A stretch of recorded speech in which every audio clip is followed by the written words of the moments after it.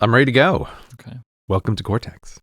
What is that? Is that the... Myke, isn't that how we start the show every episode? One of us says, welcome to Cortex. Isn't that what we do every time? I think we could only really start the show this way if this was the last episode of Cortex, because it would dovetail with the very first episode. So the kind of cold open, as we would call it, the introduction to the very first episode, is me not knowing how to start the show. Right. And me not helping you at all. I think I just was sitting there like, this is his problem. Well, you're just making fun of me. I've heard this clip a billion times because every time I post the episode to the YouTube channel, I can never remember how I format the title. Okay. It's like the $name. That's how I usually do it. But I'm always like, do I do a $? Or do I not do that? Do I just do that? I can never remember. And every single time I go and check. So when I go to the YouTube page, the intro of the first episode starts playing immediately. It's the channel trailer. Yeah. Right, of course. So every time I post an episode of Cortex, I hear like the first 20 seconds of the original episode. You're going to be really natural right now. That's what you're going to do? This is supernatural. Okay, go for it. So I know that in that episode, you're like making fun of me because I'm not sure how to start the show, because all of my other shows, it's like from Relay FM, this is whatever, but we just start. So the idea of you now creating a welcome to Cortex, this is episode 116, CGP Great. It's like, I feel like we could only really pull that joke off if this was the final episode of the show. We always do this, Myke. You're just forgetting. We do levels, then it's quiet on set, and then it's welcome to Cortex, right? Just like a real show. Quiet on set. I'm sorry you have to listen to the first few seconds of that episode. I do intentionally rotate on my own channel whatever video is up as that channel trailer thing on YouTube. Yeah. Because it's the same thing. Like, I go to my own channel 1,000 times to adjust things or to fix things or to get data from the back end or whatever.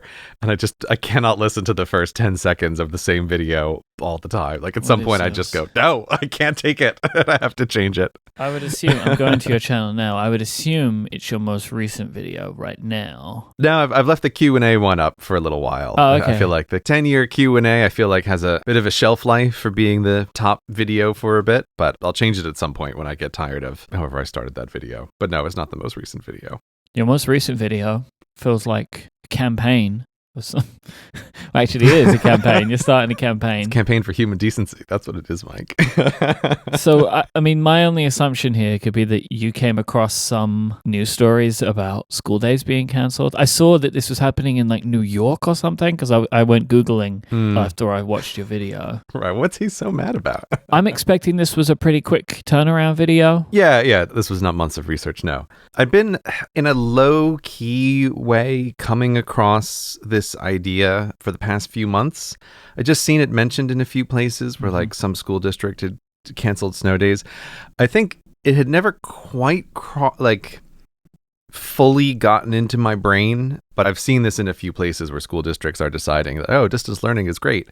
But yeah, it was New York's announcement, my home state of New York, committing such an atrocity, deciding that, yes, there would be no more snow days. There would instead be distance learning days. And it was one of those things where I happened to read an article about it literally as I was drifting off to bed, just like going through my reader queue of articles and things to read, and fell asleep. Probably that was the last thing that I read, and woke up furious. I don't know if you've ever had this, but I just popped out of bed full of anger. Just immediately, like, they've canceled snow days. This is outrageous. Just went from 0 to 100 in the moments where I came conscious. And I think maybe in the space of just 2 hours, I wrote that script. I messaged my animator, because this was on Sunday, I think. And I said, hey, I'm so mad.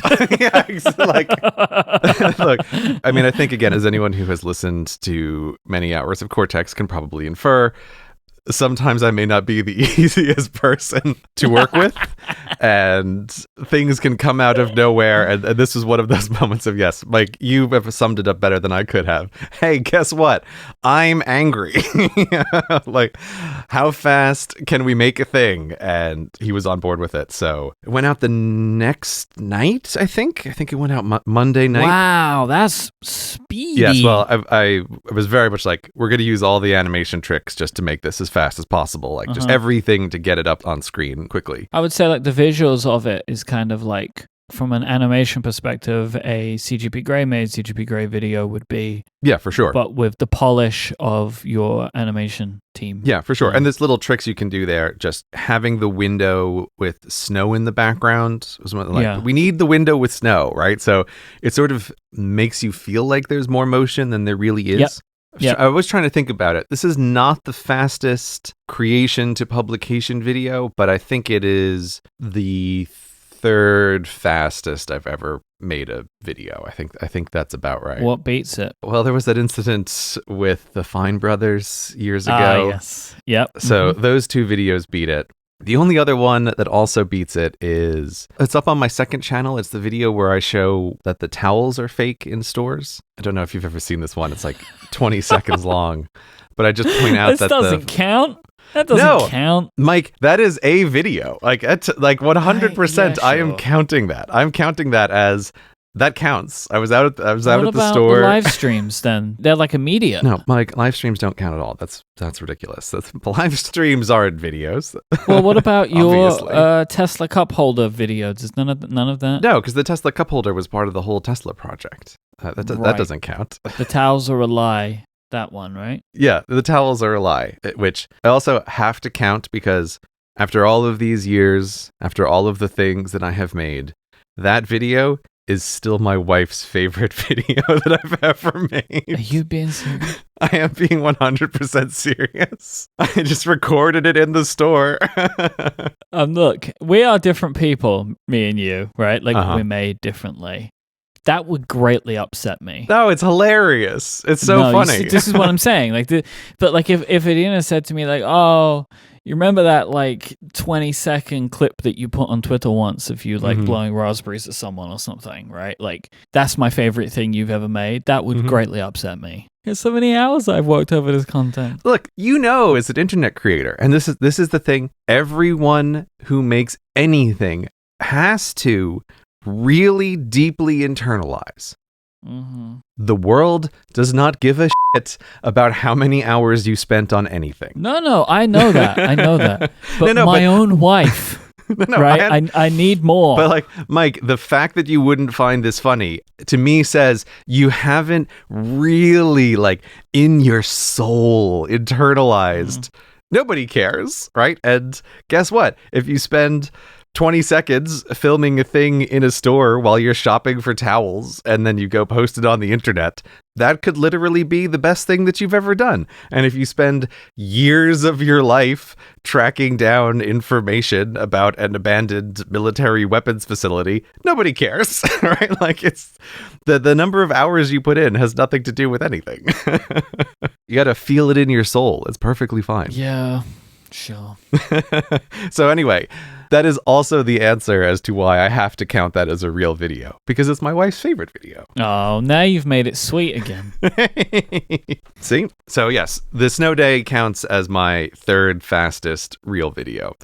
Fourth fastest. Third fastest? Fourth fastest. That's the way I'm counting it. There were 3 that were faster. How did you feel about speaking French in a video? What do you mean? Were you like conscious of it? Were you concerned you might sound silly? Not like trying, because you have a few lines of French in this video. Yeah. Do you ever get like, are people going to think I sound stupid? No. Yo soy parlez-vous français? Like, it's very easy, No, obviously, I don't care at all. I just plugged "to have fun" into Google and pressed the little button where it says a word in French, and then I just said it. So no, I'm not conscious of it in the slightest. I mean, because that's sort of just like a little joke, right? Saying the French thing. The worst I ever did with languages was, it's in one of the Q&A videos. I try to speak Dutch for a few sentences. Somebody asked about if I speak any other languages, to which the answer is no. But I thought it would be fun to try to answer in Dutch. and I ended up going on one of those places like Fiverr or something and hiring a few Dutch people to say the sentences in Dutch so I could try to repeat it. Yeah. And just, you do a few different people because it's a little bit hard if you're just hearing one person to understand what the sounds actually are. And I spent a long time trying to get it to be phonetically good. And I was pretty pleased with myself, actually. I thought like, oh, I think I've done about as good of a job as someone could do trying to repeat 3 sentences in Dutch about how, oh, my mother speaks Dutch, but I don't speak Dutch, and something else is what I said. But the Dutch people disagreed. And also, my own mother disagreed. She sent me a message afterwards of like, oh boy, was that horrible to hear your American accent try to speak Dutch. Like, that sounded brutal. And I think that was more of a little bit of a letdown. I thought, I thought I did really well. I just repeated the sounds. How hard could it be? And turns out phonetically trying to read lines in another language, you're probably not going to be successful even if you think you've done a pretty good job, because your brain is not picking up on any of the important parts, right? Like, you just don't know, where does the emphasis go? You can't properly hear the different sounds. So the Dutch was a big fail, but the French, I didn't care at all. I spent 2 seconds on Google and repeated it once. And I actually kind of thought it would work better for the video if I don't sound very good at French, because that's sort of the meta point that is being made. Like, nobody learns French in a school. Literally nobody. J'ai joué avec l'ordinateur. Oh, yeah? I play with the computer. It's the only French line that I remember. Did you take French in school? For a couple of years, and then I did the stupid thing and then transitioned to Spanish, so I have equal 0 knowledge of both languages. Right? Oh, like, right. I maybe did French for 3 years and then Spanish for 3 years. It's like, that's no good. That means you learn negative amounts of languages. Yeah, that's because you start mixing up French and Spanish even more because you didn't learn enough of either of them. Right. That was a terrible idea. Why did you switch? Because I wanted to go to Spain. Mm-hmm. If you were in French class, your school trip would be to France, and if you were in Spanish class, your school trip was to Spain. Oh, okay. And I'd already been to Paris as a kid, and I wanted to go to Barcelona instead. So I just swapped language, and so went to Barcelona. Did you have a good time? At least that's a good reason. Yeah, I mean, I did. I only really have one big memory of that trip. Mm-hmm. I mean, I don't know how old I was, maybe like 15 or whatever. But my main memory is we stopped at a service station or whatever. So on like a big coach. Because that's the other terrible thing is we drove to Spain. I don't know why they decided to do that. It took 24 hours. One of the worst. Why would it was you horrible, do man. that? I don't know. It was so. I guess it was a cost-saving thing, but it was terrible. Yeah, but I don't know how much money it could have saved. Yeah, I always see these weird deals like, oh, fly to Spain for £10, and I just like, how could it possibly save that much more money driving? It seems like that can't possibly be true. Surely schools can get like a bulk discount on buying tickets, maybe. I mean, I wouldn't be surprised if it's just easier if you're dealing with 60 kids to put them on a bus than try and wrangle them through an airport. You know what? That is the answer. You're correct, Myke. That is the actual answer. The bus, even though they are vastly more likely to die on a bus ride than a plane ride, administratively, it is much simpler, and you can write up the risk assessment in a much easier way if it's on a bus.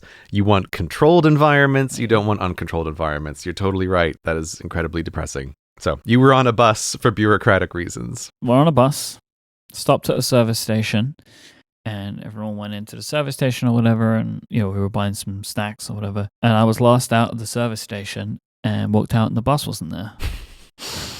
I can't remember where I was exactly. It was somewhere between France and Spain, right? Like we're either in France or in Spain at this moment, and because we're driving through, right, to go catch the ferry to go home, and I just have this visceral feeling of, well, I'm fucked, right? Because what am I going to do? And I don't know why I did this. The bus had parked around the corner, so I just turned the corner and I found it. And when I got on the bus, everyone started laughing and clapping at me because they knew what was going to happen to me when I walked out. I don't think they were intentionally playing a prank on me, but it was quickly realized that it was the opportunity for one. Oh, okay. Maybe this was the bus driver's idea of a funny joke that they do this. This is how they entertain themselves. Okay, we'll park around the corner and we'll watch all the kids come out one by one and drop their handful of goodies that they've purchased. Oh, it was just me because I was last. So the people got on the bus and they turned the corner and then stopped to wait for me. I think they pranked you, Myke. I think that's what happened. Well, I would prefer the pranking rather than they left and then one person was like, oh, we forgot him. You would prefer the pranking to that? I prefer the pranking. Why? Because if they're pranking, then they meant to do it to me. If they weren't, the margin of error for me actually getting left behind in a country in Europe was way too slim for my liking, right? You said you were somewhere between France and Spain, and you'd taken both language classes, so you would have been fine, right? Because I was fine. I was ready. Even if we were right at the border and they were speaking some kind of version of the two of them, then I would have been completely set. Right. They left you in Andorra. Yo soy Michael. Bibo and Londres. Okay. I still don't understand how you prefer all of your classmates actively pranking you to just forgetting you. That seems like obviously the wrong decision, but... No, I'm fine with it. Okay. The pranking is fine to me because the pranking is still like we're all having fun or whatever, like at least they have me in their minds. If they just started to drive away, there was a point where everyone had forgotten about me. Okay, I see. Now you have hit upon the difference, which is that my target goal in school was constantly to have everyone forget about me. Just be like this invisible wraith. And so being left behind would feel like, aha, I'm doing it right. Nobody's paying any attention and I can just do whatever I want. I'm going to live in Andorra now. This is at the stage of my school life that we spoke about recently where I had started to make more friends and cared less about school. Okay. Itself. So it's kind of like in that area. So pranking, I guess, was a thing in that part of my life. And at least that way, I was trying to have friends then rather than focus on the schoolwork. Again, why I also decided to not be good at any language class and just be half good at two. Well, again, I'll just gently suggest that even had you stuck with French for all 6 years, your conversational abilities would be not fluent, shall we say. That would be my expectation. So don't imagine the counterfactual world where you would have learned how to speak French if you had stayed in those lessons. I always feel bad. Like, I know I always just harp on the language lessons as totally pointless, but I can never not poke it because it just feels to me like such a crystal clear, perfect case of school does not do what it says it does. It's like language is just, no one can disagree with what happens in language classes. It is the easy one for that argument that you make. Yeah. Because nobody remembers that stuff. Yeah. You could make more of an argument for like how much Shakespeare do you remember? How much biology do you remember? I think people can more easily recall those things. The languages that they took, less so if they didn't continue it in any meaningful way after school.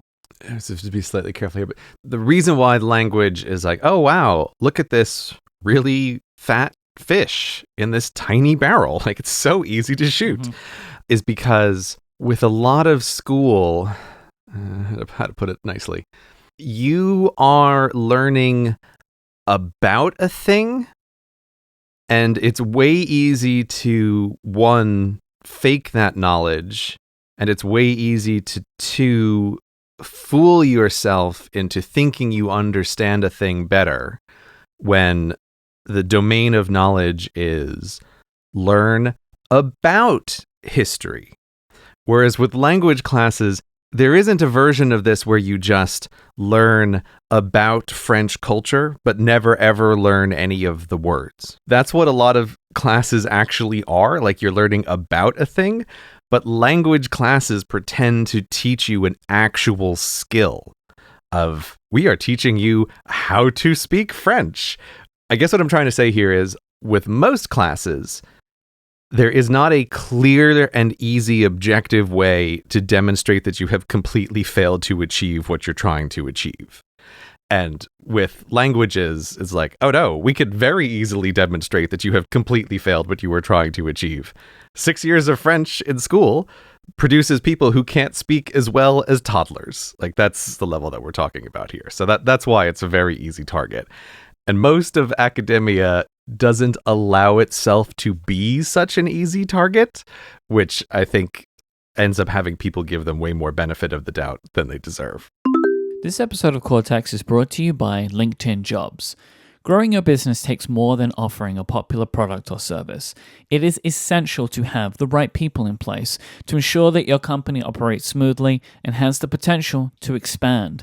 LinkedIn Jobs helps you find the best candidates for free. I know that when I've been in the position of hiring people in the past, I know how much of a big thing that it can be. You want to make sure that you're finding the right people. You're expanding your business. You're bringing people into your team. You want them to be the right people for you, and you also want to be able to manage this stuff efficiently. It can be quite daunting to just put a job posting out there in the world, so you want to know that you're going to get great candidates. You want to know you're going to get all the right information. This is exactly what LinkedIn Jobs will help you do. They have really fantastic tools. What I love myself is that everything can be managed from my smartphone on the go if I want to in the LinkedIn app. That's just super cool for me to be able to check this stuff whenever I have a spare moment. You can get started by posting your job for free to reach LinkedIn's network of 740 million professionals. You're going to find the right person in that group. You can fill out targeted screening questions to get your role in front of the most qualified candidates with the experience, skills, and motivation that you need.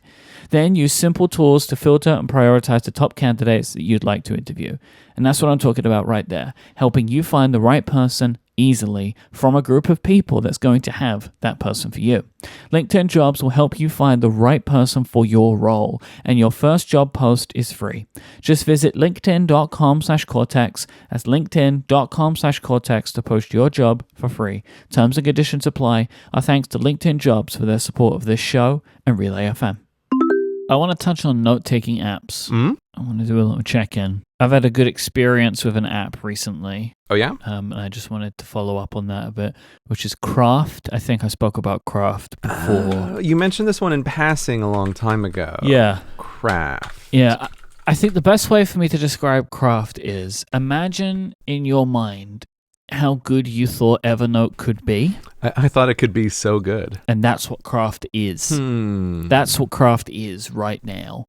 It's an excellent application for all kinds of notes and mixed media type stuff, and it has some collaboration tools and all that kind of fun stuff, folders and blah, blah, blah. I really, really like it.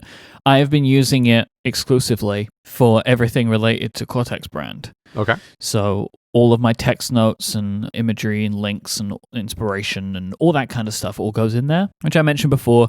Like I wanted to separate all that stuff out from my like notes app, and I didn't want to get it all mixed up with other stuff that I was doing, so I've been using Craft for that.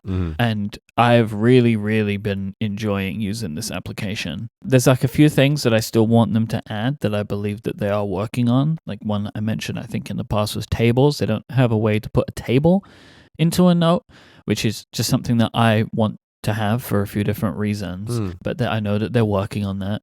I really like the way that the app works. Everything's happening like natively. It's not doing the banana stuff that apps like Notion does or whatever, where it's like actually just like a web view inside of the application. Like it feels good on every platform. On the Mac, it's a Catalyst app, but it's by far the best Catalyst app that I think I've ever used. Like I would never have known that it was. So I guess the question is, it says it's a fresh take on collaboration, so you can share and work on the documents with someone else? Yeah. Interesting. Something that I also like that they have in the realm of collaboration, every note can be published as a web page. Ooh. So if you just wanted to share a note with someone, you can do that, and you get a link and you can share just that link. They can't edit it, although I think that is something that they're working on as another thing you could possibly do in the future. But like I've done this where I've wanted to share feedback with someone. I've just collected it all in Craft, created a web link to it, and just sent them the web link, and then they can see all of the stuff. Yeah, it looks very nice. It definitely has much more user-friendly feel than other note-taking apps might have. I was just curious about the collaboration part because I don't know how to put this. Like the one thing that I feel like I still don't have a good solution to is it's how to merge at some point my own notes, in 1,000 quotation marks, my own notes on a topic with the fact checking of a topic that's done later in this post-Tcoi world. But I think maybe it's just because there is not a good solution to this, and these are two different sorts of things. But I was just wondering for a second, like, oh, maybe this is the solution, because all the fact-checking stuff is done in Notion, and I hate Notion. Notion is very good for the team communication and the library of how does the company work. Like, Notion is a great tool for that.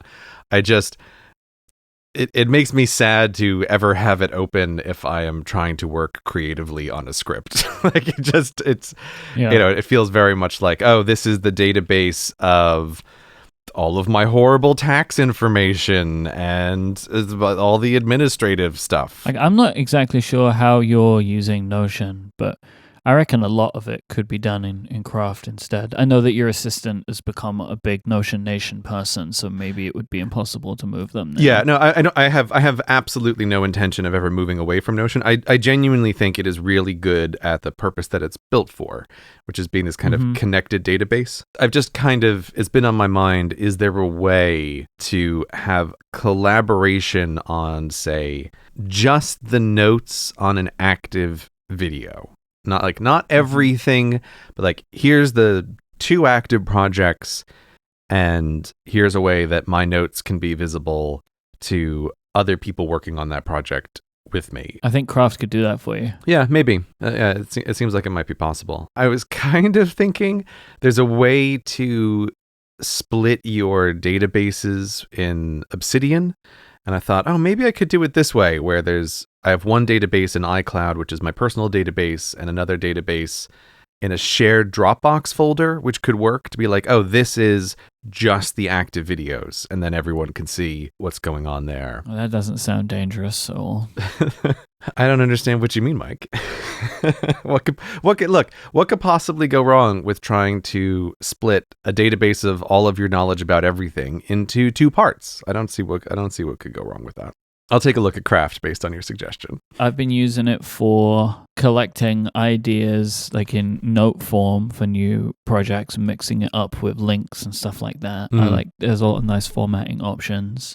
So we've been working on a new website. I guess we could tell people about the website. Ooh, can we tell people? Well, I mean, it's website? Available. It's like on the web now. I think the project's done. So we've been working on a new theme system website. It's now themesystem.com. And it's beautiful. Yeah, so we've been working with a really great web designer, and it's been a project that's been going on for a while. It required a lot of things, really, like copywriting and working on illustrations, and I had to come up with a bunch of example pages that we could put of the way that the journal works on the page. This is pure, I'm working in Craft and Slack, right? Like, that's how all this stuff's being done. It was like just a good example of like a collaborative project for me, of getting all the copy in place, putting it all in there, and then taking the images and annotating the images, keeping them all in Craft. So I've got like a record of how it was building over time. But yeah, I'm really, really pleased with the new website. It's like the first step towards like a next phase of what we wanted to do with the journal product, which is eventually we want to start trying to get customers that don't listen to the show. Like, that's the ultimate goal for this product, is right. Cortexans know how great the theme system is, but we want to tell people about it that don't already listen to the show, don't have the background. So the website is serving multiple purposes now. One of like a instruction manual, effectively, of how to use the journal, but also as a marketing tool. And previously, the one that I had just built on my own, it wasn't a good marketing tool at all. It was kind of just like, here's how to do it. And so I needed a bit of help in condensing that and also making it really cool visually. And so working with the wonderful web designer David on this, I think we've made something really nice. And this is so next is okay, now we have that. How do we start marketing and advertising for the product? That's the next thing. Which I'm really intrigued about how that's going to go. I feel like I have no great sense of what that's going to be like.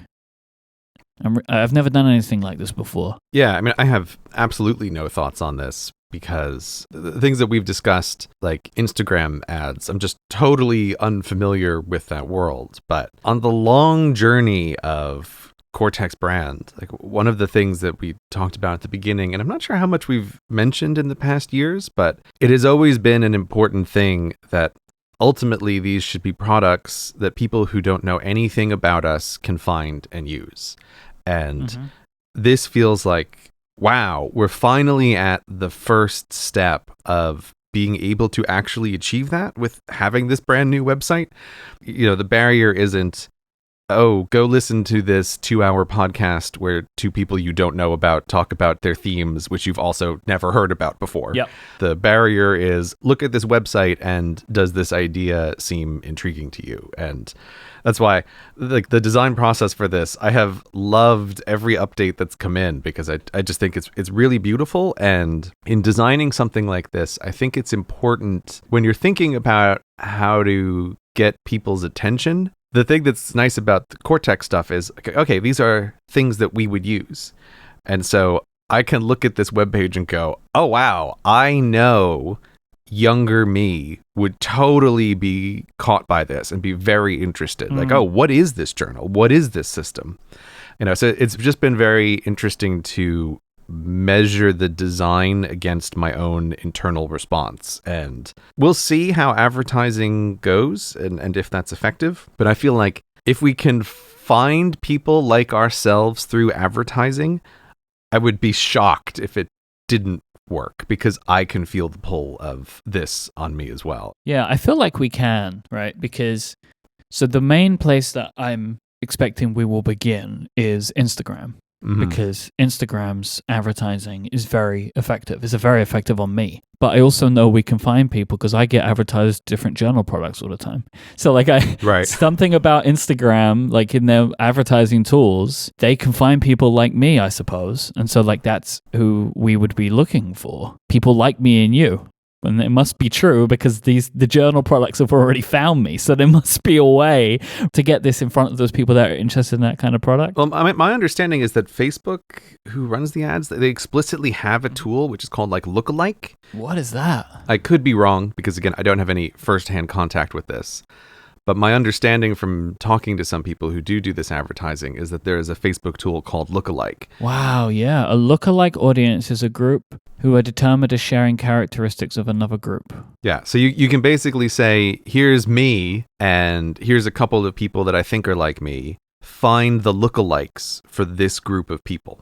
Like, and whatever that means to Facebook. That seems like a very easy way to get started. Since Facebook looks directly into your soul by tracking you everywhere, I suspect that might be a place to start, to be like, okay, here's I don't even know. Do we have a Cortex Facebook page? I don't think we do. But we don't. We could figure out like who's a group of people that are like Cortex people, then find a lookalike audience to try to advertise the existence of this notebook too. I mean, I am going to look into it more anyway, but this is now a great place to start. Yeah. I mean, all of this, I don't know. I feel like I just keep needing to reemphasize this, because I sometimes run across, sometimes when people talk to me about their product ideas, it is very important that you make a product that you would want to use. And this sounds like the dumbest advice in the world, but I definitely come across people who are trying to make products for other people who aren't them. And it's like, no, that's so much harder. And it's so much harder on every possible level. And this right here, I feel like, is another great example of why do you want to make a product that you yourself would use? Because it's easy to make it in ways that you know is good. And then it's also way easier to try to figure out, where are people like me going to be to find out about this product? Or how do I respond to this ad? Not how does this theoretical audience that isn't like me, how will they respond to this ad? And then you have to do like testing because you don't know. For anybody who's working on their side products, make sure, especially if it's your first one, that it's a thing that you would use. I think it just makes it so much easier. Yeah, I will say there was a funny part, which is somewhat akin to it, but also not. Like, I know that I needed someone that wasn't me to help me put this website together, because I'm far too close to the system, right? Yeah. I'm too close to it. So like I needed someone outside of me and you to help with like explaining this to other people. Mm-hmm. Everything I was doing was just like, it was too much information constantly. It needed a fresh set of eyes to help me kind of put together better explanations of how all this stuff is meant to be used. But in the same vein, I could then look at that website and knew where it was working and where it wasn't. Right. You know what I mean? Like it kind of needed to go through someone else, but then I could see like, oh no, that's not explaining it, or I don't get that, because I know completely what the product is about. But it definitely needed an outside set of eyes for me to be able to condense it down to what we have now. Yeah, that's what I mean by the you can judge it thing. I would not have been able to write copy as simply as the copy that is written on that site. But I can read it and know, this would catch my attention. But yeah, because I would have the same problem that you would have of like, how do you describe, like, it's just too much. We've been talking about it for years. It's useful to see what someone else thinks are the key points. It's a really exciting first step. And I didn't quite realize until just now that, it's actually live on the internet. It's not hidden now behind a password somewhere. So it's up. People can go look at it and tell us what they think about it. Themesystem.com. Themesystem.com. How is the Obsidian beta for iOS serving you? I just had this very long conversation with Federico on Connected, one of my other shows, about it. He's effectively building his very own writing app inside of Obsidian. Oh, he's getting into Obsidian, yeah. Oh, big time. And he's found a way to like embed Todoist inside of Obsidian. Yeah, because it's just web views. Like you can do any kind of web view stuff. Because of the plugin architecture of Obsidian, he's really doing some just like very Federico wild things. Like he's created this little thing where he can put a open bracket and closed bracket and then a line of text, and that's a to-do. And he has a plugin that runs like through that document and pulls all of those out and turns them into tasks in Todoist. So he's doing all kinds of stuff right now because he's building up, like he's getting ready for his iOS review, right? Because that process starts, I guess, in like a month for him. Oh, right. Right. So he's like setting on Obsidian as maybe his app for right now. Well, I mean, it's a new year. He needs a new app to write his review, right? Isn't this what happens every year? Is that he goes to something different? He said on the show, like last year he didn't. And so he feels like he has to now. Because like last year was the first time where he hadn't changed app. Oh, wow. So like Two now in a he row. needed to change it all up again. I know, imagine that. But how are you getting on with it? I'm really liking it. I think the beta is, I'll just say, way better than I would have any reasonable expectation of a beta being at this point in time. I'm still running into some minor bugs because I use emoji file names. Again, this is 100% my own dumb fault, and I've sent them in sometimes on the test flight. But aside from that, it's very smooth, it's very solid, and I'm really happy to have it on the iPad as an option. And this sort of lines up with what it sounds like Federico is doing. It only dawned on me in the past couple of weeks that one of the reasons that I really like Obsidian is it feels like going home again to what's called org mode on Emacs, which is like, I don't even know how, like, where to begin trying to describe what that means. We talk about Obsidian, you find a new way to convince me never to go there. You're like, Federico tells me the stuff, and I'm like, oh, that sounds interesting. And then you're like, it reminds me of Emacs. And I'm like, yeah, I'm good. Yeah, I mean, this is one of those things, like, there will be 100% comments this time about org mode and Emacs because people who use it love it. But Emacs is like Obsidian times 100. I mean, I don't know. Emacs is a Linux text editor. It's got to be, I don't know, 40 years old at this point in the way that some, open source Linux stuff is. But the joke with Emacs is, it's not a text editor. It's an operating system all unto itself, which it totally was. Like, you could do literally anything you can conceive of with text in Emacs. And then I think it's just a one-person project, but there's a plugin for Emacs called org mode, which is an entirely text-based to-do system. And when I found this in college, like, this was how, before I had a real system, got through writing papers and stuff, because the bottom line was it allowed you to really easily kind of mix and match oh, I'm working on a document, but also I can just throw in a to-do item right here and then just keep writing. And later in this system, I can have it just show me, oh, here are all the to-dos that happen to be scattered randomly through all of your text documents. You don't care about where exactly those to-dos are right now because you're just trying to get a high-level overview of it. And it also had a lot of the features of the kind of outlining and little bits of text and stuff.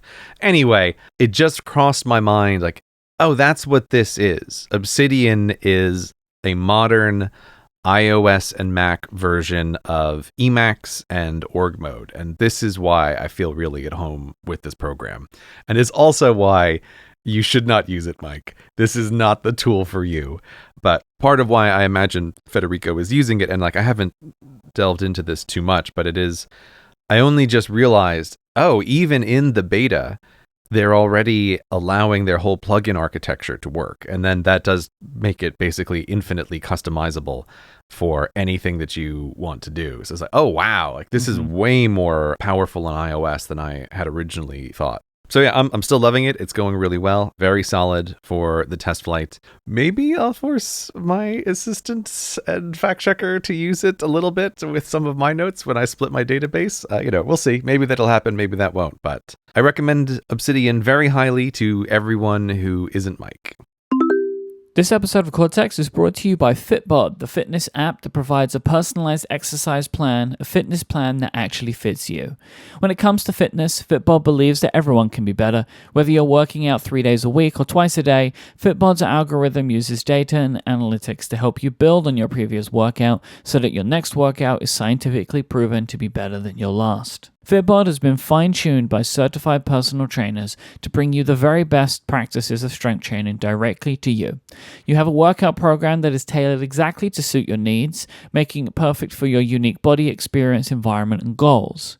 Fitbod figures everything out for you so you don't have to worry about under or overtraining. Trying to work out exactly how much you should be doing can be quite daunting, so Fitbod takes care of it and will also mix up muscle groups and exercises, sets, reps, and weight as well over time to keep you on top form while making sure that you stay on a path that's right for you to help you take steps towards becoming a better version of yourself.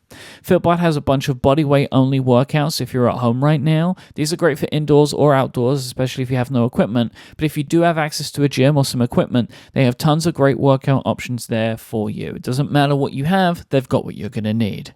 Fitbod is there to help you with any exercise routine. I really appreciate how Fitbod does the mixing up of muscle groups. It means that I'm not going to be causing pain to myself multiple days in a row. I really like as well that every time you do a workout, it can show you what parts of your body were worked out by that. So I guess you can match it up with how your body's feeling at that time.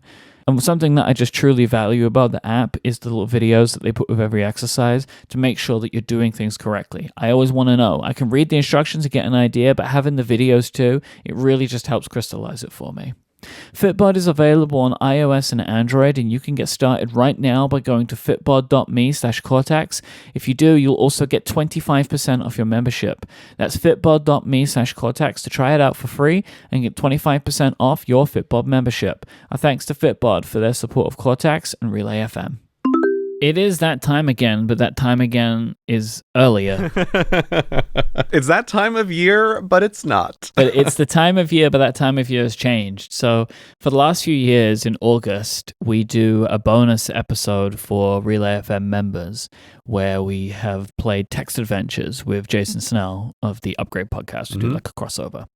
And we are teaming up with Jason again, but with a bit of a twist this time. And we're doing them earlier in the year because of stuff like the podcastathon for St. Jude every year, which happens in September. We needed to start splitting these things apart. We used to do these in August every year, and really those two big projects were starting to collide with each other. So we are from now going to be doing our annual member specials in kind of May, June time. So it gives us space in the summer. Can I just interject here and say I am so glad that you did this? Like watching you go through, oh, it's podcastathon. Oh, it's also WWDC. Oh, it's also all of the membership specials for all of my shows within a short month period was brutal. So I'm so glad that you moved this. And yes, we recorded this a while ago now, and I was so happy to be like, oh, thank God we're getting this off Myke's plate. Yeah, it was much better. This time we have a bit of a twist. So We're not doing a text adventure this time for a couple of reasons. The main one is that Jason felt like we had outgrown text adventures. Because with a text adventure, the way that you're supposed to play them, the text adventure parser, which was Jason, would say, hey, you can go left or right. And then me and you would want to explore the space and just like rip the pictures off the walls. And this is like stuff that's not in the text adventure. So every year, Jason's having to basically augment the text adventure to deal with us kind of wanting to rip up the floorboards and see what was around. This style of play is actually better suited to a more RPG adventure. You know, like people will have heard of Dungeons and Dragons. That is a form of a role-playing game. And so this year we are playing a role-playing game adventure instead. So we have way more flexibility within the world to do whatever we want rather than the limited options that a text adventure will provide for us. Now, I always wanted these to be RPGs, but figured it was too hard of a sell on Grey, so we started with text adventure, and then have now gotten to the RPG that I always wanted. We're also changing how we're playing in that this year, Jason is joining our team as the people playing the game, and we have brought in an experienced game master / dungeon master. They're called game masters. We're not playing Dungeons and Dragons. It's a different RPG adventure. I was like, why aren't you calling him a dungeon master? He's the dungeon master. It's a dungeon master if we were in dungeons. We're not in a dungeon. No, it's always a dungeon master. Unless Dungeons and Dragons has trademarked that. I don't know. So it is game master outside of Dungeons and Dragons. So our friend Tony Sindelar, he is the dungeon master on the Total Party Kill podcast, which is a Dungeons and Dragons podcast, but we are not playing Dungeons and Dragons. So it is an RPG adventure. This is going to be available on May 21st for Relay FM members in our crossover feed that we have. So this is where you'll also get all of the annual bonus specials from this year and past years from this show and other shows on the network. When you are a member, it's in the podcast section of your memberful page once you've logged in. But I'll also put a link in the show notes of this episode that you just tap it, you sign in with your credentials, and you're good to go. If you're a new member, you'll find it when you sign up as well. By the way, if you go to getmoretext.com, you will get this, and also more text. Now that's the real winner right there. So not only will you get the RPG special episode, you'll also get access to the More Text feed, which has longer episodes of Cortex every single month with no ads. If you've been wondering, maybe I should try More Text, they're always talking about it, it seems like fun, this is the perfect time to try it. You can sign up, you will get our membership special, you also get access to the More Text feed, and you can go and listen to previous episodes of More Text, see what the kind of content is, as well as getting the special. And if you stay subscribed, you will get More Text forever. If you don't want it, that's fine. You won't get More Text anymore. We changed that. Right, just so you know, people would sign up once and be subscribed forever. Not anymore. If you stop paying, you stop getting the extras. Right? That's a change for our new system. But I really enjoyed this special. It's very different, but I had such a good time with it. It's also, I think, way longer than any that we've done before. It's 2.5 hours long. Yeah. I think is the final runtime of the special. Like you said, the world of the RPG is functionally infinite in every direction, as opposed to the text game where it's a small constrained environment. So yeah, when we were recording on the night too, I think we were recording for like 3 hours. It was forever long. Yeah, it was over that. It was like 3.5 hours was the recording, and the edited episode is down to about 2.5. Yeah, it's a big members episode. So you can't say no to getmoretext.com right now. Exactly. Imagine all of this incredible content available to you at getmoretext.com. All of this content and literally more text. Yeah. Oh, wow. Why have we never thought of that before? I don't know. I don't know why. All of this content and more text. Oh man, I love it. There you go. It's a new tagline. This is how the magic happens. That's how we end the show, Myke. That's how we end it every time now, as we go all of this and more. So at the beginning, we say hello and welcome to Cortex. Right. Now. And then at the end, we say you can get all of this and more text at getmoretext.com. Yeah. It's very good. That's how that works. It's kind of funny, like with our last episode, we were talking about how we edit this show, right? Mm-hmm.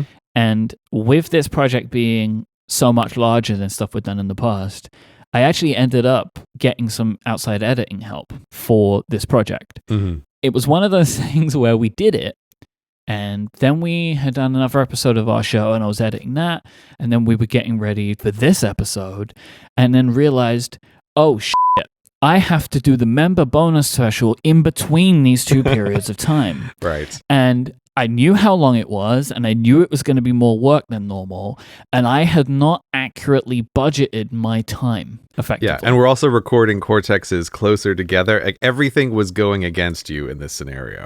Usually it was like 3 or 4 weeks in between. We had like 2 weeks in between. Mm-hmm. And so I was like, oh man, this is bad. So very talented editing friend of mine, Brian, I got him to come in, and he did like a first pass, and what he was doing was just cleaning it up. So all I had to go in and do afterwards is add in the sound clips that I wanted, remove things that didn't work. Like, he didn't do a content pass. He did like I'm going to clean up some ums and ahs and tighten the whole thing up. It was kind of funny to me. I almost couldn't believe it that he cut an hour out of the audio, which I don't know how that's possible. Like, I've never really paid attention to how much of a runtime I cut down from what we have recorded and what ends up being the final episode. But for this specifically, there was a lot of thinking time and stuff. Like, Tony would give us something to do, and we'd have to try and work out what we wanted to do with it. So there's like a lot of gaps that I guess you could cut out, but I'm so pleased. I mean, it took Brian 14 hours to do his part, and then mine, let me try and count it up real quick. Let's just say you didn't have a spare 14 hours in this fortnight to put into the members episode, right? That was time that was just not possible for you to find. So it's fantastic he was able to do it. I mean, it took me about the same, right? From my side. Okay, so you didn't have 30 hours, right? And it was just much more pleasant for me to be doing the part that I truly enjoy, which is adding in the sound clips and building the sound space of the member special. That's the thing I really enjoy about these is taking what is just our conversation, our like conversational audio, and I mean, this sounds so terrible, but I have no other way of saying it. Like, creating a world out of it, like actually creating an atmosphere. Yeah, that doesn't sound terrible at all. That's literally what you're doing. And again, I always think of the old, I've mentioned before, but like the radio plays that I used to listen to as a kid. A big part of that is when it's not an audiobook, when it is, this is an environment that these people are moving through, it really matters to have that Foley work in the background. It really changes the listening experience. And when I listen to it, I'm always really impressed by how much effort you do in creating. It's like you're vivifying the experience with the sound effects. And I also know that this was a particularly big project and was also, because now there's 4 people, it's also more complicated. I enjoyed how you let me know very directly and very clearly that I was not going to be able to look at the Logic project for this one. It was not happening. In the past, I have listened to the Logic project, but you were very, Gray, you are not allowed to touch this. No. So I actually had to do the thing we discussed last time of, if I had notes, I could just text them to you, but I couldn't. That was as much as you were doing. I'm going to open the Logic project and I'm going to tell you the cuts, right? Oh, God. So like a typical episode of Cortex is, what did we say? So it's like 1,500 cuts. Yeah, 1,500. We put the image in the show notes last time so people could see what that looked like. Where this one takes a little while for the project to open. Right, because it's so small. This has... It's still opening. I'm beach balling right now. Logic is now beach balling my Mac Mini here. I hope you have a backup recorder going. This is a funny thing where I couldn't edit this project on my iMac Pro. I had to edit on my M1 MacBook Pro because my iMac Pro could not handle it. I was trying to move things around, like I was trying to move literal thousands of cuts around, and it could not handle it. I think that is one of the most interesting real-world test cases for Apple doing something quite interesting and different with those M1s, where on flat-out certain kinds of tasks, different chips can beat those M1 laptops, but on Apple optimized stuff, like nothing can. So, we've got Logic, it's running on the right operating system, we know exactly what the chip is, and Apple's really able to squeeze out a ton of, I don't know how to put these, but I think of them as very low latency optimizations with that M1 chip. Like I'm just very aware of it when I'm working in Final Cut as well, that the difference between my M1 computer and my iMac Pro is the iMac Pro still wins on export speed, but just actually working in Final Cut, it's surprising how fast and instant everything is. Yeah, like the iMac Pro is faster exporting these projects than my MacBook Pro, but my MacBook Pro can handle zooming around and moving stuff around like better than any machine that I've ever used before. Yeah. And I think it is because we are using the tools that Apple makes for its platforms. They have teams of people where their jobs are to make sure they are refining the experience of these applications on these machines directly. So one of the issues that I was having about opening this project is I use Dropbox's like feature where some things are not saved to the computer. This stuff wasn't downloaded on this machine. So I am currently now downloading the Logic project so I can give you the answer of that. I have to do that because, I mean, honestly, partly the reason I have to do that is because of our show. We save everything. Like every episode of Cortex is saved in Dropbox, which I always thought was a silly thing to do until more text came around. Yeah, that's why I told you, like, don't get rid of those shows. I know, you were right. You were right. I was so pleased we did it because when it came to remastering the audio files and pulling out the ads and stuff, I had all the original Logic projects. That was how I was able to encode the old episodes in the Mortex feed at a higher bitrate. They sound better. Because I now, just since have just started doing that, like I encode audio at a higher bitrate than we used to. So the Mortex episodes are actually what I refer to them as remastered. And there's some slight, very, very slight tweaks that I made to some of the timing as I was zooming around the files, which was funny to me. I was like, oh, I wouldn't accept that now. Just like, no, it's fine. So I was very pleased I had it. But because of that, all the stuff that I have in Dropbox is larger than any SSD that I have. Right. Like I have more than a terabyte of stuff in Dropbox. So I can't have everything download. So I use Dropbox's system where you can have some files saved locally and some files saved in the cloud. Yeah. And you can set it like some folders are just automatically synced, but I had not done that for this one. So we're currently still downloading. So I will be able to give you that answer in a minute. I'm very familiar with that feature, Myke, because I just quickly double checked.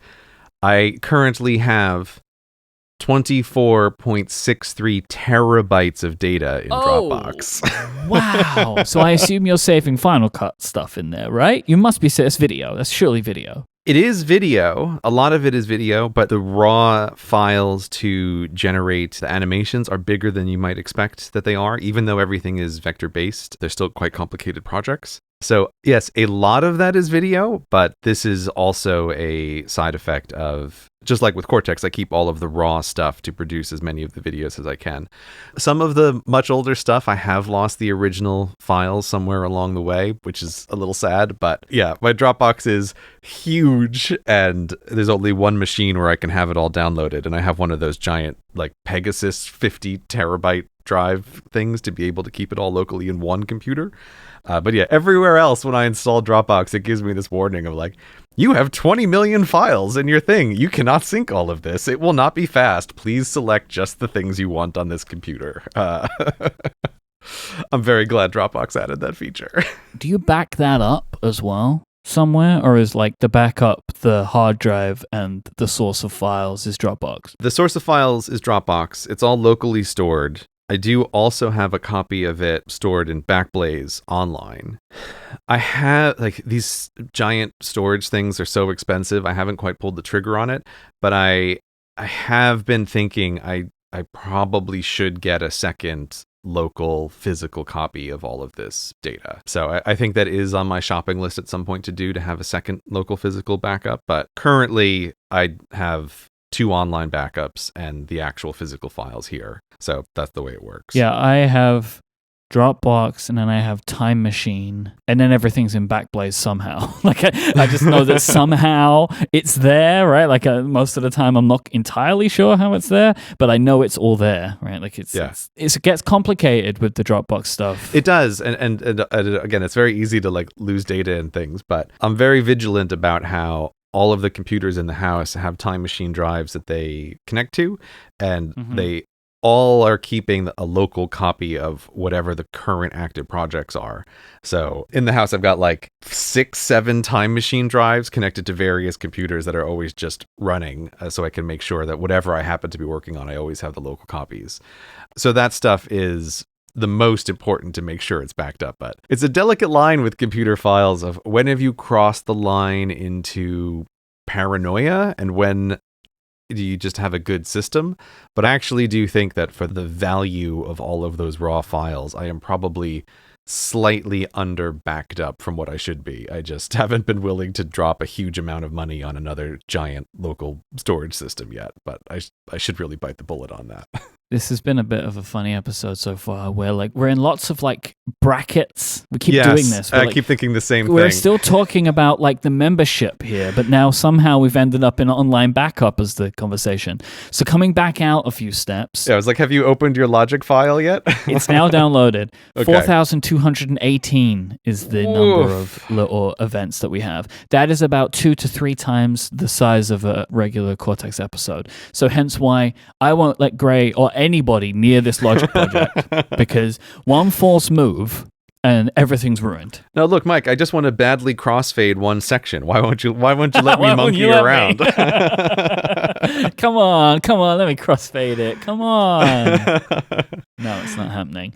So anyway, I think that this special is super fun. I think you're going to love it. Go to getmoretext.com. You can sign up right now. Not only will you get more text, you'll also get our wonderful special. We will have a trailer at the end of the episode as well, so you'll get an idea for what you'll be hearing. Getmoretext.com. Let's do some hashtag Ask Cortex questions. I think I mentioned this on our last episode, but we're trying to do more of these. I actually would like to do Ask Cortex on pretty much every episode now, even if we just do a couple.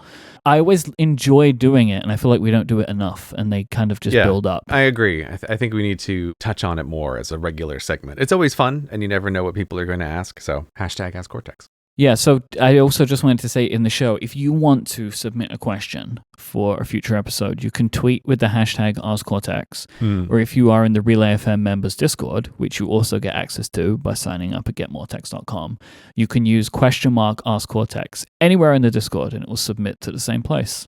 One spreadsheet of truth that I have to draw from. Nice system you have there. I like it a lot. So let's do some questions, Gray. What do you like the look of here? I like this one from Steven there that catches my attention straight away. Oh, interesting.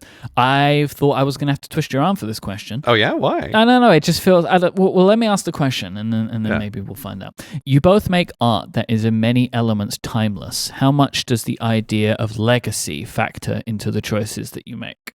So why do you... It just felt like a very big topic. I wasn't sure if you were interested in talking about something like this, but I'm pleased that you are, because I think about this kind of stuff a lot. Okay, so tell me what you think about it.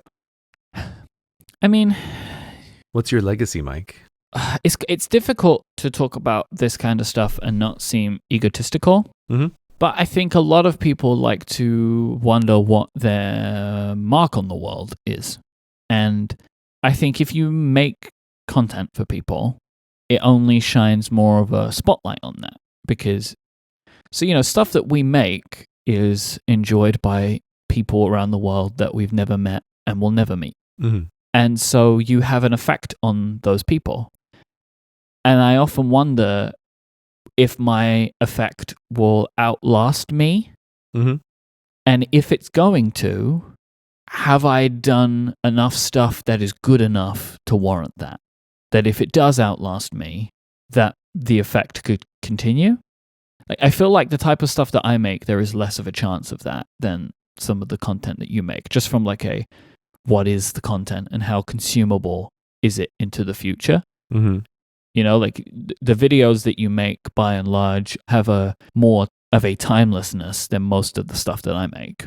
Conversations, even if you're thinking about them being timeless, which we both do, even when we're just recording this podcast, conversations are intrinsically more linked to a moment in time than many other media.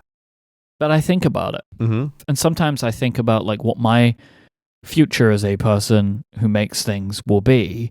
And if I want to consider legacy as more of a part of that as well. Do I want to have an impact on the world, and what do I want that impact to be? You want to lean into the legacy. I don't know if I want to lean into it, but I think about it. You know, like, or at least I fancy the idea of leaning into it, but I don't know if I would ever actually do it.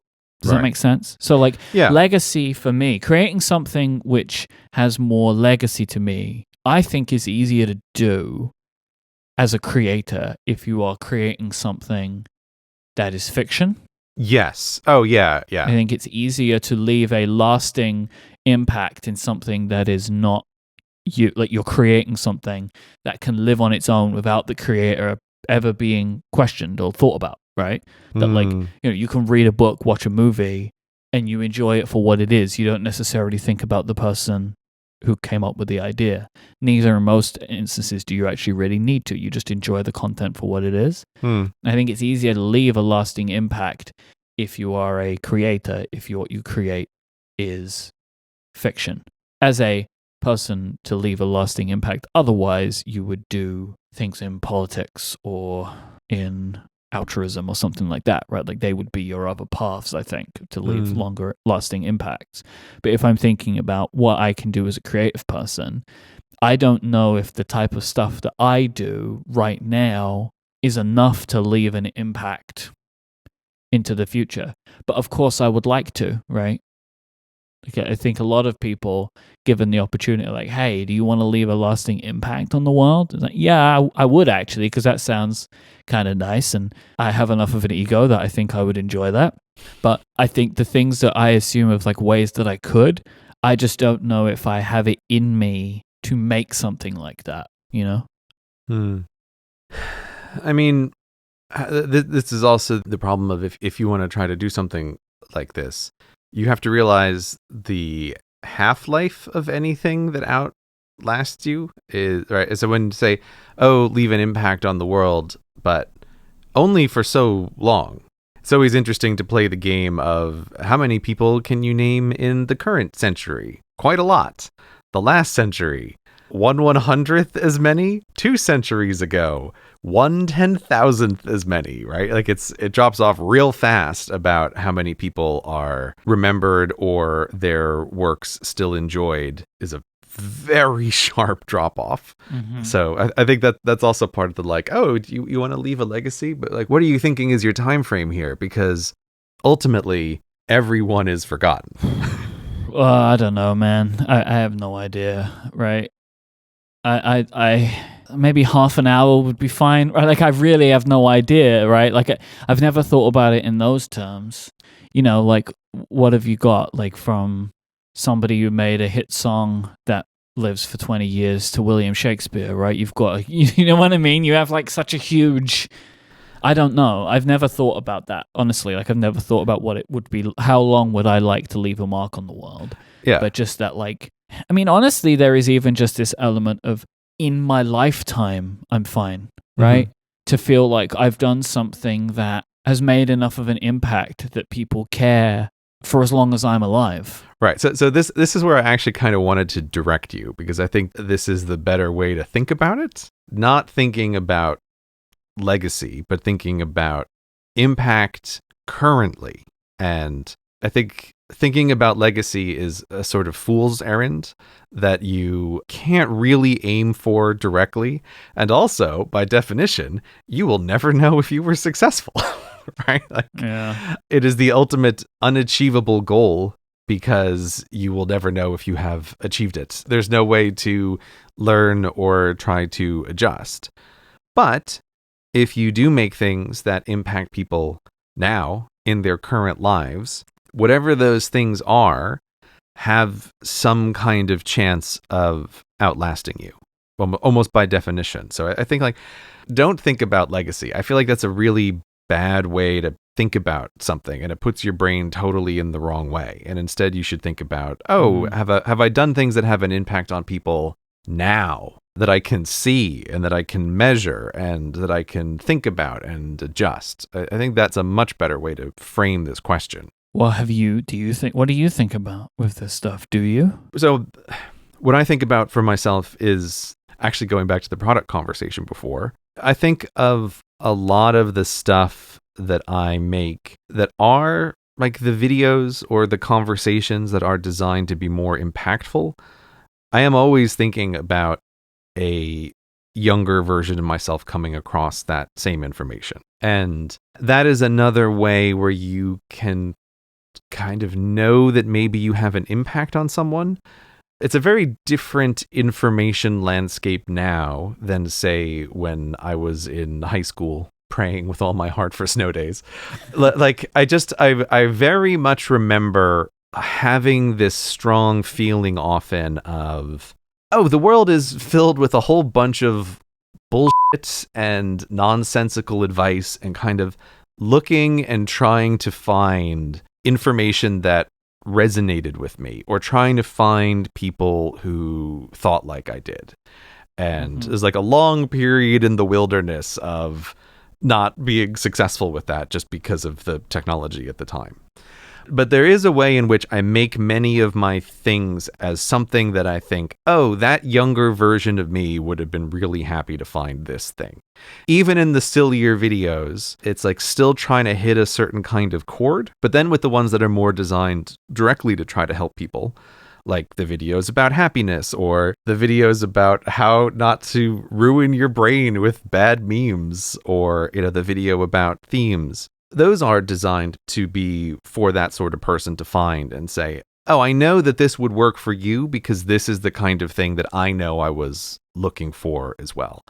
And so I think you can have an impact on people in that way. And I also like this question because, as anyone who has watched through the streams has known, I've made a couple of offhanded remarks about how just the past couple months have been hard for me in a bunch of different ways. Like, the videos have stalled out, and videos have been very frustrating to try to complete.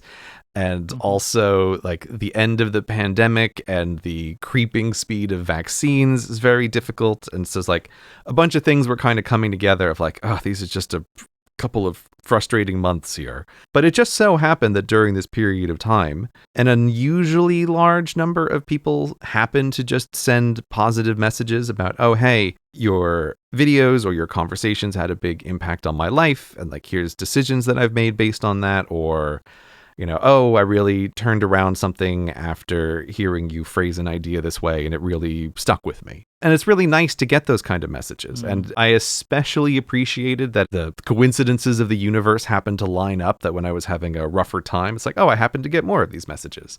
And it was really nice just to see that and go, oh, okay, cool. I'm glad to know that some of this stuff has resonated with people in a positive way. So I don't think about it in terms of legacy after I'm gone. I think that's pointless and doesn't make any sense.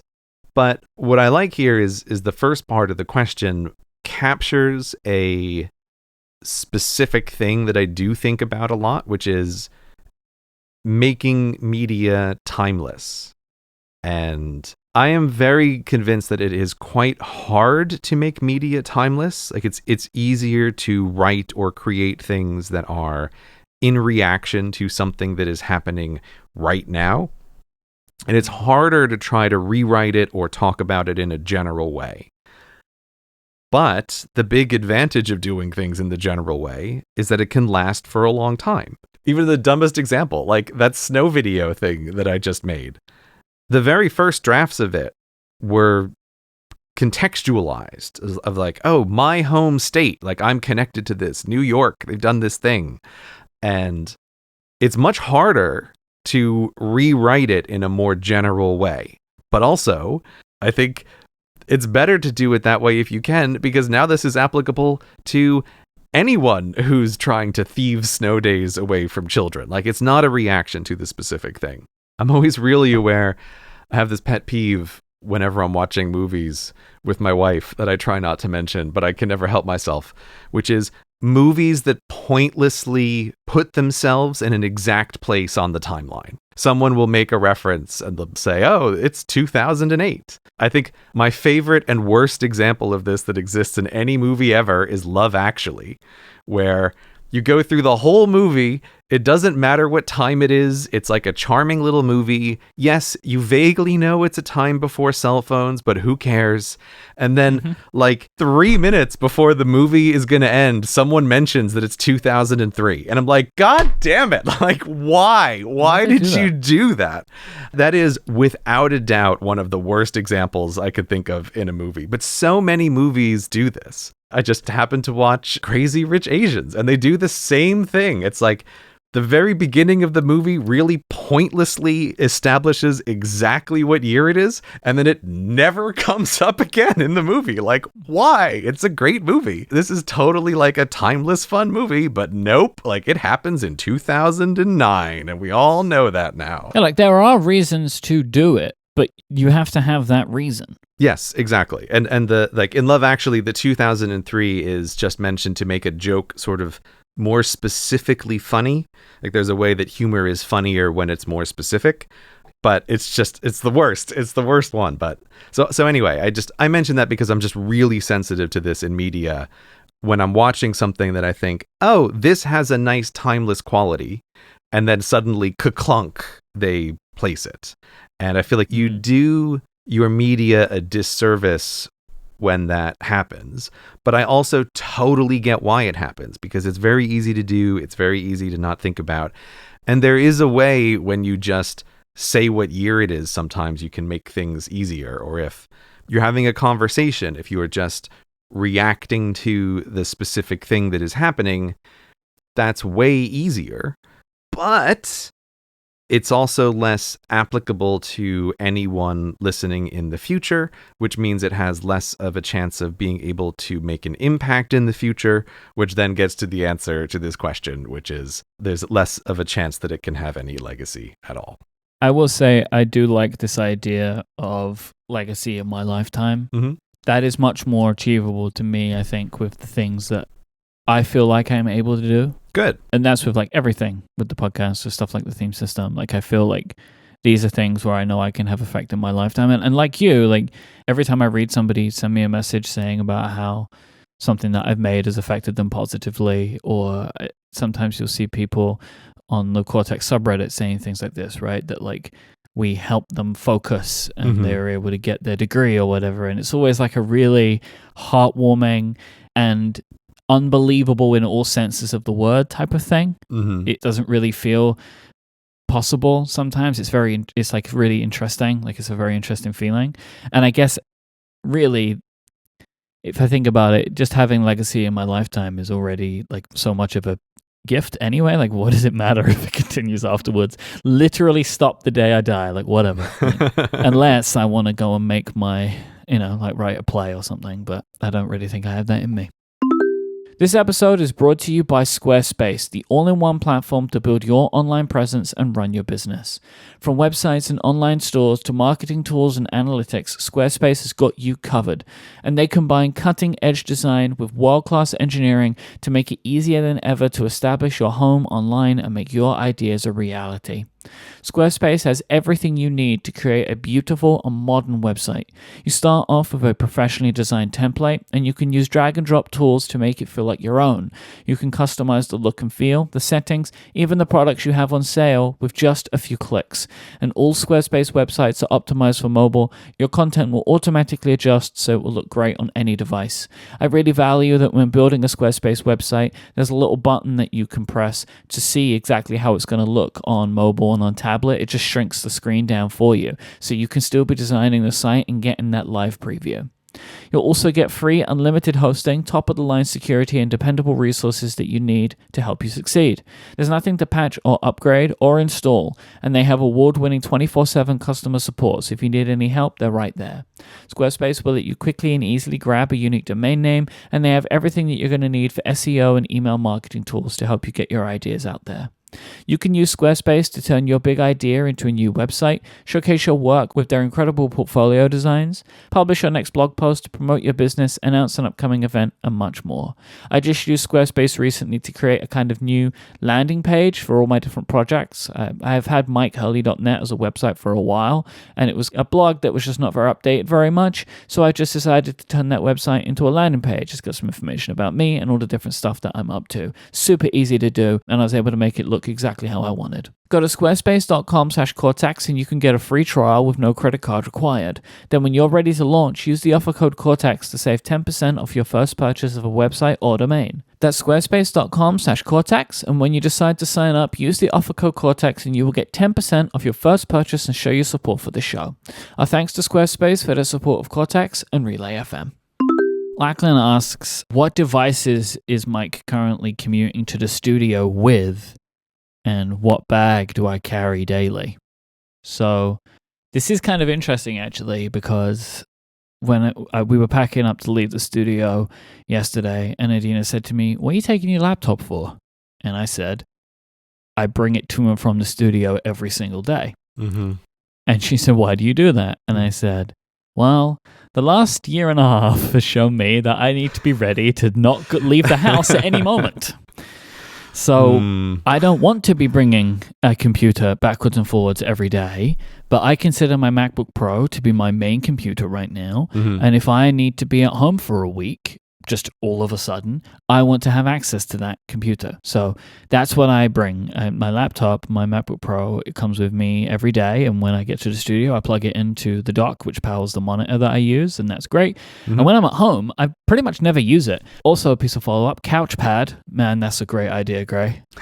I have been using my 11-inch iPad Pro now is, again, like when I'm at home, it's pretty much the only device that I use now. It still horrifies me to think that you were sitting on the couch with your phone. So I'm glad. Not anymore. Yeah, couch pad, best pad. I'm glad you've done this. So, like I'm reading news on it, I'm watching videos on it, I'm social media and then messaging, and I'm doing like some very light work tasks and stuff, Mm-hmm. But I'm doing those with the 11-inch iPad Pro now instead of the phone because I'm a fool for some reason. I don't think I broke out of the this is my work device mode. I was just thinking about it as the work device. But yeah, it can be my everything computer at home rather than my iPhone, which is what I was using. So, when I'm at home, I never really use the laptop, but I feel like I have to bring it home in case I can't come to the studio for a few days or whatever. And so that's just become an important thing for me. Eventually, my plan is to not do that, but I'm not there yet, right? But I am still using, I mentioned this bag a long time ago. It's a Tokyo tote bag from Bellroy. I love this bag. Looks very nice. What I love about this bag is that it's got just enough organizational stuff in it. But my main thing that I love about it is both a backpack and a tote bag, which I just find really comfortable because sometimes I don't have a lot in there and I can just carry it like a tote bag. But then sometimes I put it on my back. I walk into the studio and it's warm and I don't want my backpack on my back because it's warm. Yeah, your back gets all sweaty. I'll just take it off my back. Yeah, and just carry it like a tote bag. I really love this bag. I'm very pleased that I found it. And also as well, the other thing that I bring to and from the studio every day, I have a pen case, a Notco Sinclair pen case with a few pens in it, and I put my journal and a subtle notebook. They're in my bag all the time. And similarly, they always go to and from because if I have to be at home for a bit, I want to have access to the notebook and journal that I'm using right now. Mm-hmm. But if I'm at the studio, then I use them while I'm here. So they're the things that I have every day. And then depending on what I'm doing, I might bring something to the studio or take something home. I actually imagine that even at the time when I'm leaving my computer here, I will still bring my bag to and from work every day because sometimes I'm bringing lunch or whatever, that kind of stuff from home. But I would prefer to not be carrying a computer backwards and forwards every day. But I'm not yet at the phase where I'm comfortable with that. It does look very nice. I just trying to think of a way to describe it. It's a bit like we talk about the wheel of email always turns, and there's something like this with backpacks. It's finding the best backpack is an eternal experience that never ends because you're always trying to balance all of these different aspects of how much stuff, and then you always want to overstuff the backpack, or it's too heavy, or it's it's too light, but then it doesn't carry enough stuff. I'm never fully happy with any of the backpacks that I have, but it's because it's a situation where you as a human irrationally want everything. Well, here's what helped me. I decided I wasn't going to have just one bag. Mm-hmm. This is my commuting to and from the studio bag. Yeah, I can see that it really makes sense for that. When I travel, I'm not going to use this bag. I will go back to probably the Peak Design backpack. That's the last one that I used because that's when I do want to fit loads of stuff in a bag because I'm going to be away for a bit, But this, I wouldn't be able to get everything I would want in here if I was traveling internationally. It's just not going to work for me. It's not big enough. But for commuting on the train every day, I don't want a big bag because I will put too much stuff in it and it'll be too heavy. But this isn't. It's like it's got 2 water bottle pockets in it. I put an umbrella in one because I live in London. Right? Like, so, it's like all these little things like, perfect. This is exactly what I need it to be. I've got an AirTag on it now because that's a thing. Oh, right. Yes. AirTags is just like a funny little product because it's like, I don't know if I've ever bought like a piece of technology where I hope to never actually use it the way it's supposed to be, like what it's for, because to really get the impact out of that product, I have had to have lost something. Yeah, I don't know. Our AirTags just arrived today, so I haven't had a chance to play around with it, but I've used the tile tracker on my keys, and that is one of those things that I thought I put it on as a lark, and then immediately realized, oh, this is a totally necessary part of my life. In the same way that once you have an Apple Watch that can ping your phone, your brain goes, oh, great, I never need to remember where my phone is anymore, and you just ping it. So I never have this. I know where my keys are, right? They're either in my pocket or they're in the dish at home. Like, I have no problem with this. But if you have got value out of that, you wait until you try this thing. Because with your iPhone and with the AirTag, it uses the U1 chip. So it finally has a use. And you can hold your phone up and it points with an arrow where your keys are. I think there's an arrow like turn-by-turn directions. And it's live updating. And so you can play hot and cold with your keys. You're going to have a great time. Here's the thing. Yes, I have a place where the keys go. Like this, everyone should have this of when you come inside, there's a place that the keys go and they always go there and just make your life simple and just make a decision about whatever that is. And my keys are always there, but there's just the way the universe works is somehow whenever I'm really in a hurry, that's when the keys are not there. And like, oh, they did get left in my jeans pockets, which then went into the laundry pile and I just couldn't find them, right? There's a way in which the universe has, like, it's like a trickster god, right? Who's just waiting. Low key. Yeah. Low key hides the keys. That's exactly right. That's what it means. Yeah, it's just waiting like, oh, I know tomorrow he's really going to need those keys. Let me just take them off the hook and put them in his pocket and put it in the laundry. Did you get them engraved, the AirTags? Yeah, I figured that was a necessary feature to get them engraved. Good. It really is. They look terrible without the engraving, I think. It's so plain. I like it. I got one with my initials on it. I got the nice little brown keyring. I think it's like a very handsome keyring. And also, do you remember how the iPod Nanos used to get all beat up, like all scuffed? That's what happens to these. And I actually really like that look. Okay. Because it's just polished aluminium, right, on the back. So it just gets scratched up to high heaven. Yeah. And I just think it looks very nice. Like, I actually kind of like the aesthetic. It feels nostalgic for me. I literally haven't even touched them. My wife just happened to be opening the box as I was coming in to record the Cortex podcast, so I saw them briefly. But I did think, oh, they seem bigger. This is one of the rare times where I thought, I wish Apple didn't go with a replaceable battery and had some weird wireless charging thing. Like, please. No. They just seem like they're a little too big and annoying, but I don't know. Do you disagree with me on that? Why are you saying, oh my God? Because if they didn't do the replaceable battery, it was going to cost like $30 a year or whatever for these things. I'll say as well, I wondered if they were maybe a bit too big, but I actually really like the size on my keyring. It's just nice and easy to grab. I'm sending you an iMessage picture now so you can see just how dinged up mine is already. I think it looks fantastic. I love the look of it. But that is very dinged up. But how long have you had this? Like a week? Couple of weeks. Okay. I mean, my keys are constantly smashing into this thing, right? Like, that's why this is happening. Right. Because the thing that is touching them is sharp pieces of metal. Right, of course. Okay. But I just think it looks really cool. Okay. All right. Well, I'll see. Let's close this bracket and get back to one last Ask Cortex. Which one? I'll just do a quick update here. Michael has asked about how I gave up breakfast and then noted that many episodes ago, I mentioned that I was also conducting a war on lunch. And hey, how's that going? Yep. The answer is I completely lost the war on lunch and totally failed at the time that I was trying to do it. But I am once again taking on the war on lunch. Like, I have not completely given up this project. I put it aside for several months and it has been reinvigorated in the last week to make an attempt to get rid of lunch. So far it's going better than last time. I suspect this might be like how it went with the war on breakfast, where it took me a couple of goes to really make it work. And so now I'm trying take 2 on the war on lunch. So I'll keep you posted. I actually just want to reference one last question before we finish today, which is Quentin's question, which is, does it feel like it's been more than 5 years already? Which is, I assume, in reference to how long we've been recording this show. I merely want to mention this because between now and our next episode, we've been recording this show for 6 years. Don't tell me that, Myke. Don't tell me that. I just wanted to let you know. Thanks. GetMoreText.com. Oh, yeah, don't forget.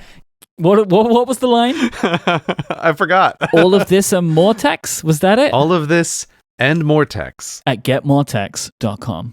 Play the trailer. Quiet on set. Our story begins with 3 mild-mannered podcasters heading out for a beverage at the local tavern. Little do these 3 know that they are not about to enter the familiar doors of the old Badger and Thistle, but are about to be whisked across time and space. Probably going to need to have some ID if you're looking to get far in this world. Spit, my friends, they're without proper identification, Where can I help them get some ID? Sounds like you need to go to the Department of Misplaced Persons. So I'm going to apply the Newton effect, my special shtick, and I'm going to try to make the infinity of this building drop away to something that would be actually in a building. All right, suddenly it is like an earthquake, a great trembling. All the rats look up, and giant kind of steel girders erupt from the ground. The ceiling seems to kind of lower as the girders rise to meet it. From the horizon, walls start to close in, but it's like a tsunami of architecture. Wait a second, everyone. Jason just changed the freaking world, right? Like, the whole world rotated around us. Obviously, this is some kind of simulation that we're living in, or Jason is a god. Look, we're not getting anywhere without our phones, so I'm going to happily insert my phone into the mysterious space slot. You insert your phone into the mysterious space slot. It makes some sounds kind of like a 1960s computer, and then a panel on the front of the dispensing machine opens up, and a little display prompts you to put your hand into that slot. Sure. You know what? We're not getting anywhere without phones, so yes, I will do whatever the machine wants. Little shield drops down with a little circle kind of holding your wrist in place. And then there's a sound, kind of like a giant stapler. Your hand is warm. Your phone seems to be now somewhat embedded in your hand. Can you just remind the listeners what the John Doe effect does? It says that I have one of those faces where people constantly think they recognize me as an old coworker or long-lost cousin, childhood friend, etc. You may also be mistaken for someone who owes money / is wanted dead or alive, etc. Hey, Calvin, it's me! Oh, right, hi! The large orangutan person kind of bolts up from the bench, sending the bench kind of shifting back. A large orangutan person has grabbed both of your arms and is attempting to pull them off of your body. Let's just make a quick strength check here. I rolled a 6, so 6 plus 4 is 10, which is not enough. I am going to tell you that you are going to take 3 points of damage. Your arm is really badly hurt, and you are not feeling great. The horrible orangutan thing is kind of growling in your face. You are drawing the attention of several rats when the seam on your voluminous pocket gives out and cheese starts pouring out of a hole in your jumpsuit onto the floor of the office. Several rats are giving you scandalous looks, Jason. I pretend like nothing has happened and continue moving toward the mailroom, wheeling my bucket. Will our heroes ever get the documents that they need to return to their normal lives? Will Jason stop tormenting space rats? Will Gray's arm heal? Or do worse things lie ahead for him? Find out by going to getmoretext.com and sign up today.